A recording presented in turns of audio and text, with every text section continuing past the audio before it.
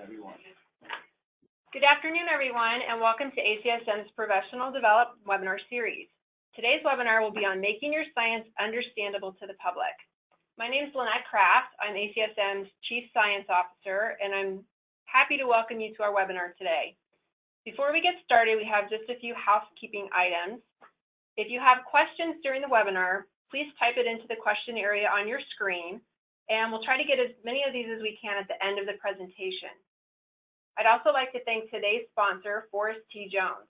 If you're an ACSM member, you qualify for exclusive member discounts through Forrest T. Jones. Be sure to check out the ACSM website member benefits page for more information. Finally, if you'd like to join the conversation about today's webinar on Twitter, we encourage you to do so by using the hashtag ACSMwebinar. Now, I'd like to introduce today's presenters, Dr. Karyn Hamilton and Jeff Dodge. Dr. Hamilton is a professor in the Department of Health and Exercise Science at Colorado State University, where she has been on faculty since 2004. She completed her PhD at the University of Florida and did postdoctoral fellowships at Baylor College of Medicine and the University of Florida. Her laboratory uses a translational approach to study the biology and physiology of aging with the goal of identifying effective interventions to increase human health span. Our second presenter today is Jeff Dodge. Jeff has been a communications coordinator for Colorado State University since 2014. He handles media relations and writes stories and news releases for CSU's College of Liberal Arts and College of Health and Human Sciences. Jeff spent nearly 20 years in print journalism working for daily, weekly, and monthly publications in Colorado. He holds a master's degree in journalism from Colorado University and taught there as an adjunct journalism instructor for 4 years. So welcome to both of our presenters. At this point, we'll turn it over to Dr. Hamilton and we'll get our webinar started. Great, thanks, Lynette. We weren't planning on doing a webcam. This was a last-minute addition, so sorry if my office isn't clean. So thank you for inviting us to do this. I'll say up front that this is something new for both Jeff and I, and we're pretty excited about doing it. So I wanted to just talk a little bit about how Jeff and I connected. And it wasn't just me that connected with Jeff. So I'll say up front that the lab that Lynette described, I co-direct it with Dr. Ben Miller, and it's called the Translational Research on Aging and Chronic Disease Lab. And so we're not going to really focus today's discussion on research from our lab. We picked a different researcher within our college to do that, but I will kind of use some references to aging research as we go through the presentation. So Ben and I met Jeff when we were teaching a class on professional skills that was kind of targeted at the doctoral students in our department, but it was from other departments across campus. We had students enrolled too. I think we're really good at training people who want to be in academic research to be good researchers and even to be good teachers.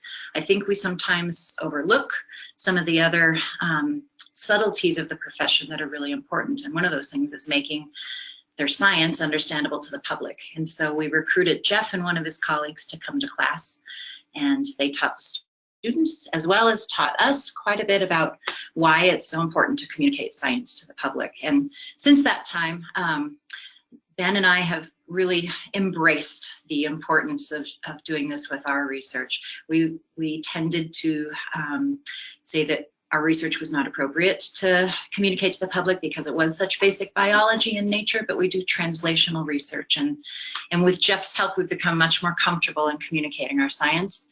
And we're firm believers in why it's important. And so just a few comments on why it's important. I think using our research as an example, aging research is of interest to, I would say, everybody beyond the age of 30. You know, as you start kind of realizing your own mortality, you become much more interested in things that you can do to age in a healthy fashion, and that's really what our research focuses on. So we've known for a long time that there are many concerned citizens who want to understand how they can do that. So that's kind of a no-brainer for us. If you think about your particular area of research or area of interest, I think you can find the same thing to be true. For example, cross-sections of people who are interested in improving their particular sport performance or some clinical aspect. So that one is an easy bullet to understand.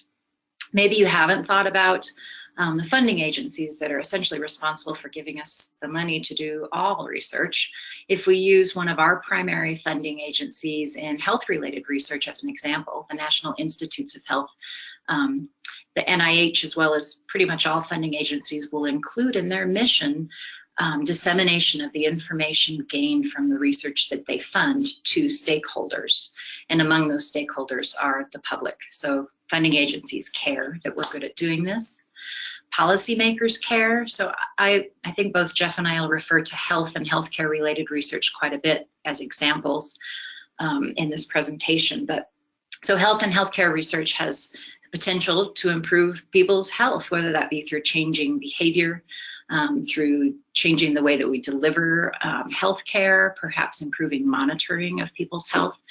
And there have been some well-documented cases where just publishing the research in peer-reviewed journals has led to changes in routine clinical practice. But as a general rule, changing research findings into health policy and routine clinical practice is unpredictable.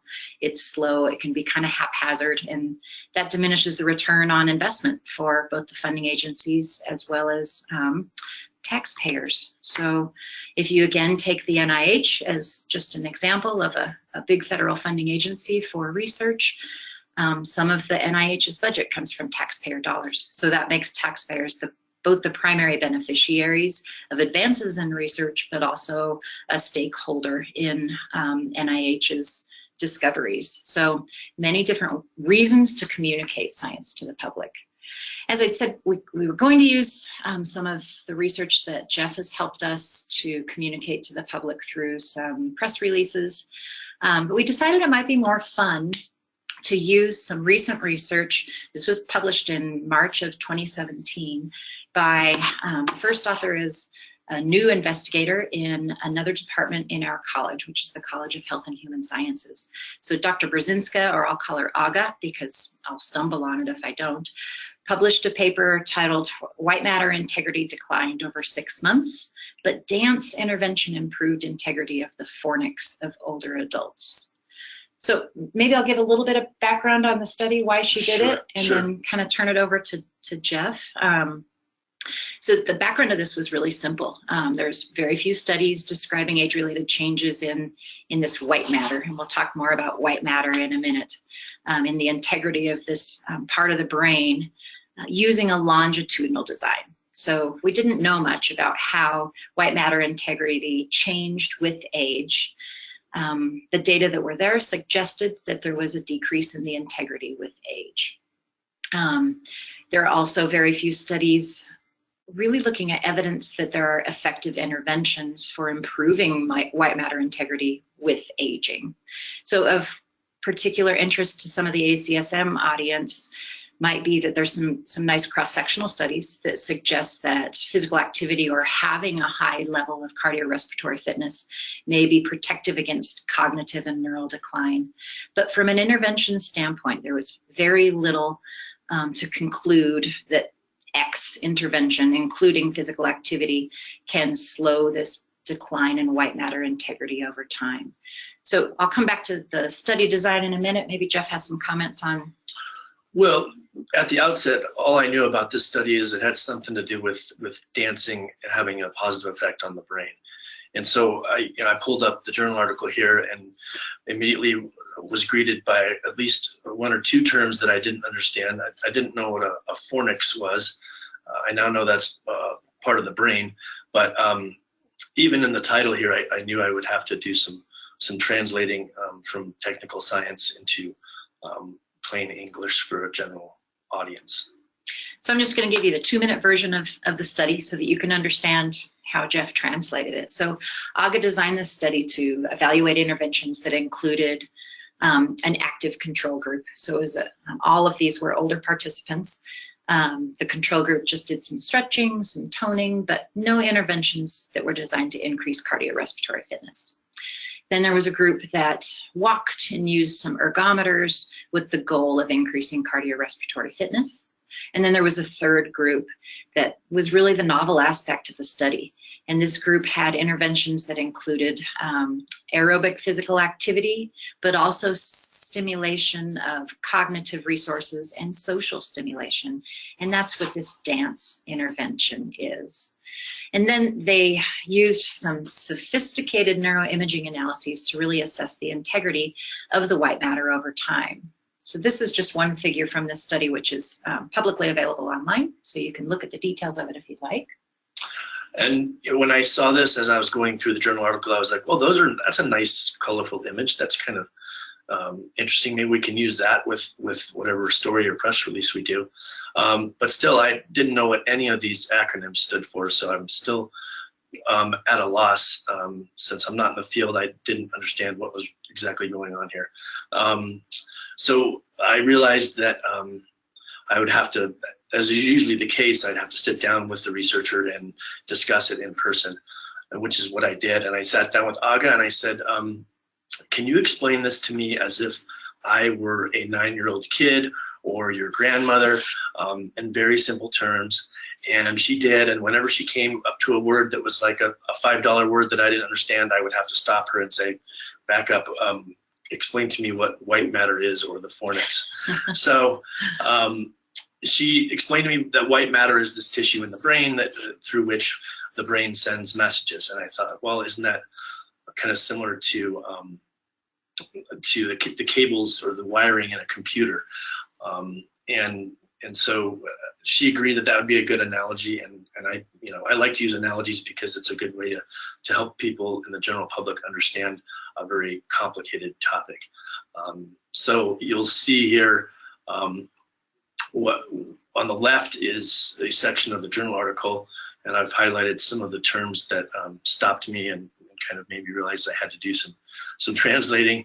And then on the right, you'll see the way I described it, the analogy of white matter being like the wiring in a computer, and that over time this wiring deteriorates in your brain as well as in a computer. So, but I think we should probably go back one slide, because Karyn pulled out, this is from the abstract of the journal article, and there were some key ideas in here that I was starting to get a little bit more up to speed on it when I saw some of these descriptions of things that were important about the study.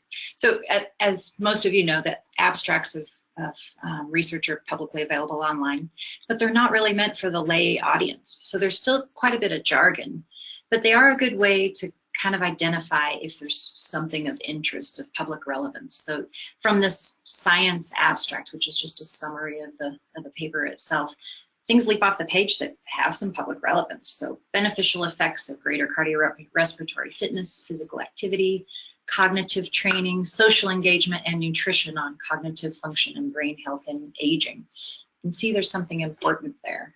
The bottom line that the take-home message was that combining physical, cognitive, and social engagement may help maintain or improve white matter health, and more physically active lifestyle is associated with slower white matter decline.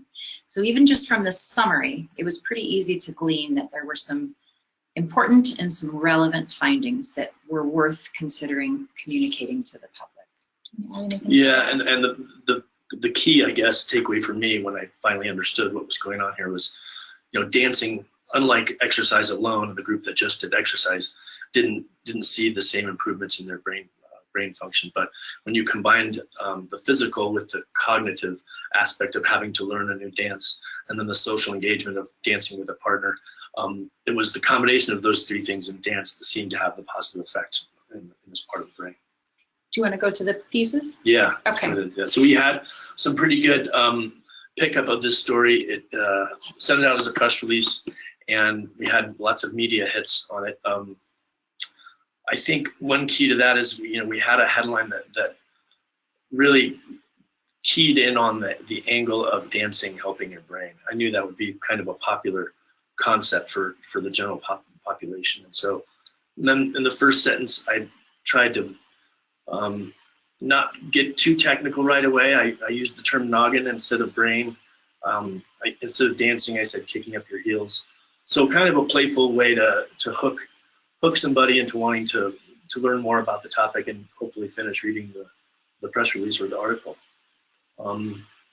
among the media hits that we got, we had a CNN crew come out and interview Aga, and they only used a small portion of the interview with her, and instead they spent the majority of this piece that you're about to see interviewing people who are dancing, contra dancing, which is a particular kind of dance, and that was fine. It was, you know, the approach that was used by CNN was also used by one of our local Denver TV stations that basically never interviewed our researcher. They just went to a local country dance hall and interviewed people about why they like dancing and what they think of this study's findings. Okay, so cross your fingers for good wireless internet. Here we go.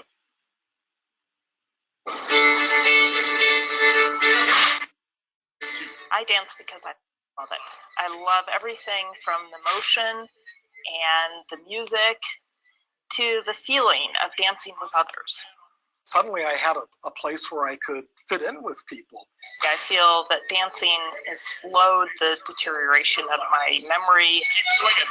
Dancing is so special because it's a physical activity that connects us to other people. Over 200 people took part in our study, and some of them did brisk walking. One group did stretching and toning, and one group did dancing. And all of them participated for 6 months. In all other groups, we saw this typical age-related deterioration of their brains. In the dancing group, we observed some improvements in one of their brain regions that is involved in memory. Swing, swing, swing. We'll do probably 10 to 12 different dances, each one of which we need to learn. Big thing for me is it's a puzzle. You're putting the pieces together. Dancing's been a big contributor in helping me stay younger feeling.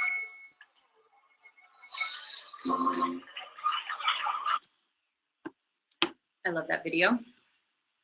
So just so you are aware, we've provided both of those links right here. So you can go back and listen and read in a little bit more detail.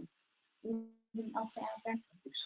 I wanted to share kind of a fun tool that Jeff and his colleague used when they came to our class that can help at least increase your awareness of how difficult your scientific writing might be for the lay audience, the non-science audience to wrap their brains around.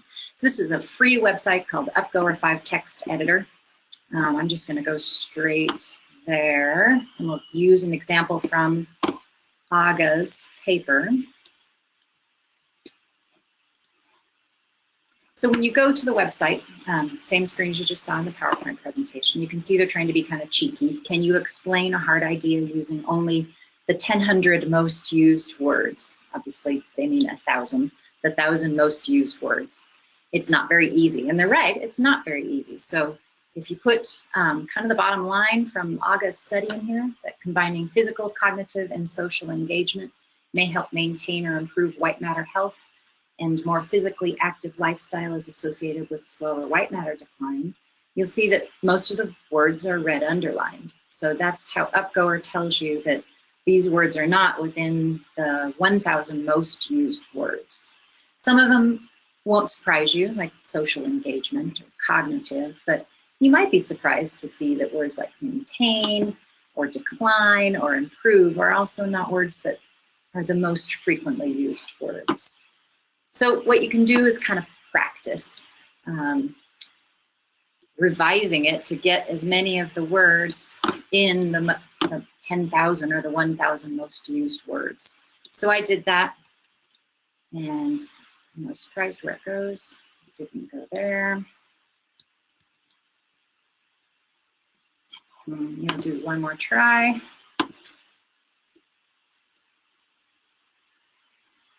Oh, I know what I did. Here we go.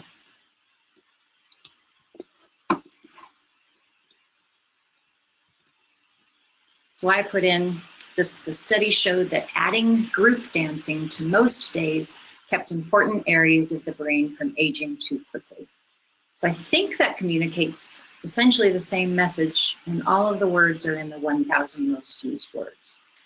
I think this is a little bit of an over-exaggeration, but it's very effective in helping to increase your awareness about the level of the words that you use. There's other tools for doing this as well. Add anything to that? So, okay. So last but not least, we wanted to just kind of provide a concise list of tips that we think might be important as you move forward for the first time in trying to communicate your science to the public. This is not an exhaustive list, and we're going to provide you with a list of resources to find more tips as well. So hopefully this isn't insulting to anybody, but I think a really good place to start is to make sure that the science that you are wanting to communicate to the public is going to be interesting to the public. I think as scientists, as researchers, we think that everything we do is really interesting. And so it might be a good step to talk to people, colleagues, friends, who are either outside of your area of science or outside of science altogether to see if they think it's of general public interest. Hopefully you can have access to folks like Jeff, who are experts in communication, to also ask them if they think that it's interesting enough for general public consumption. Jeff already touched on this. A really important thing to do is to try to lead with something that's going to grab them, a catchy headline or a lead-in sentence, because it's estimated that you only have about 8 seconds to capture that audience's attention before they move on to something else. And then you can start using tools to clearly and concisely communicate what's important and what's interesting about that science after you've grabbed them and made them continue to listen or continue to read. Another good way to turn people off quickly is to use science jargon. It doesn't make people feel good to mostly see words that they don't understand. So jargonless information and a good solid take-home message that they can tell their friend later that afternoon is another good goal to have in mind. Oops. Using visuals obviously is a good way to capture people's attention, but only important and simplified ones. So in the piece that we did on Aga's research, we just had an image of the brain, and then highlighted in bright yellow was the fornix, this part of the brain that was affected by their intervention. Use relatable analogies. I've already discussed that. That's a really good tool for making things accessible to the general public. And then do not overstate your case. An example of that is, I was working with Karyn on some of her research, testing compounds that extend the human lifespan. I knew that the first place that reporters would jump is to say, oh, you're developing a magic bean or a magic pill that will let us live longer. And so right away, in the first sentence of the press release on their work, I said something to the effect of, well, we're still a long ways from having a pill that will let people live longer. CSU researchers are working on compounds that can help people stay healthier longer. And so we kind of nipped that one in the bud. And then, of course, don't include details that are relevant only to scientists. Remember, your audience is the general lay public. It's not your peers. And then provide resources. If for somebody who wants to learn more about the topic, provide the link to the full journal article or something similar to that. So what we thought we'd leave you with is some of the websites that we think provide some nice, clear information. We took some of that information for this presentation. This is, again, not an exhaustive list, but we've talked about the National Institutes of Health. They have some nice information on getting started explaining your science. If you're a trainee, you may already know about the National Postdoctoral Association. They also have some great resources. I think with all the science marches this past 6 months or so, the American Association for Advancement of Science has gained a lot of press, and they have some wonderful resources for this topic. I gave you 2 different websites there. Another one that's super interesting that I just became aware of through public radio is at the Alan Alda Center for Communicating Science. Alan Alda had a personal experience that really triggered him to make this his philanthropy, to try to engage both healthcare providers and scientists in active improvement of the way they communicate science. So just a short list. Hopefully that was interesting for you. I think we have time for questions. Thanks, Karyn and Jeff. Yes, we have time for just a couple of questions. One that we want to go to first is someone was asking about the website URL for UpGoer. Yes. Can you go back to that slide for just a second? And then while you're doing that, Stephanie had a question. She's asking, how do you balance non-technical versus misleading headlines? You often see headlines in media that exploit the results but aren't quite accurate. How do you prevent this? Well, that's a really good question. That's a tricky one, and I think if you're working with your PR department or a communications professional, hopefully they'll do a good job of putting out, let's say, a press release that has accurate information but is also catchy. Unfortunately, you do give up some control when you do interviews with media outlets, because they're not going to let you review their headline or their story beforehand. And unlike in my job, I kind of vet everything through Karyn before we put it out in public. So I think just working closely with a reporter if you're being interviewed, reviewing things, going back over important concepts multiple times to make sure they really understand it, taking the time to explain it clearly in simple terms so that they're not tempted to do anything that might be misleading or inaccurate. But it's a tricky balance, because we do want people to read about this work, and often to get them to read it, you have to do something catchy, but hopefully it's something that's also accurate. I'll just chime in and say that that's another really good reason to try to develop a relationship with a professional like Jeff, because Jeff has in turn developed relationships with some of these personalities, interviewers, reporters, both associated with radio, with TV, and he kind of knows their personalities, their approaches, and he can help us to know how to avoid some pitfalls when we're talking to them. Without Jeff, we would have fallen into more pitfalls. So if you have resources, please use them. Did you get the web question answered? So this takes you right. Yes, and we tweeted it out as well. So that's great. Thank you. We're going to take one more question from John. He's asking, are there ways I can use social media to communicate what my lab is doing in a way that's not complicated or complex? Yes, the short answer is yes. Social media has become, such a huge, important part of what we do, an important source of information for so many people. And, but yeah, again, the key with social media is find something catchy, find a hook that will capture people's attention. And, I know that some faculty and researchers that I work with are hesitant to dumb down or oversimplify their work, because they're worried about what their colleagues in the field might think. But I would just say be very aware of who your audience is. And if your audience is the general public, think about what, again, what a 9-year-old would find interesting, or your grandmother, and capitalize on that. And then, of course, provide a link that leads to more information than you can include in a tweet, for instance. So I guess I'll add to that. As a person who was dragged into social media kicking and screaming, we finally did put a Facebook page together for our lab. I'm happy to share that with Lynette so that people attending can see it as well. We like to get it spread far and wide. And we kind of do a balance. We post things that are related to aging that have already been kind of translated and made appropriate for public consumption. So press releases from other people's studies, and we put those on our Facebook page. We also use it to recruit human participants for some of our studies, and we make sure that those are very easy to read and easy to consume. So all I can say is that it's been a really effective tool. So I would not avoid it like I did for so long. Okay, we'll have one final question here from Monique. She says, I often see researchers taking pictures of subjects and participants in the study. It's super engaging, but I always wonder about the IRB implications of this action. How do we think about this when we think about our research and the public and media?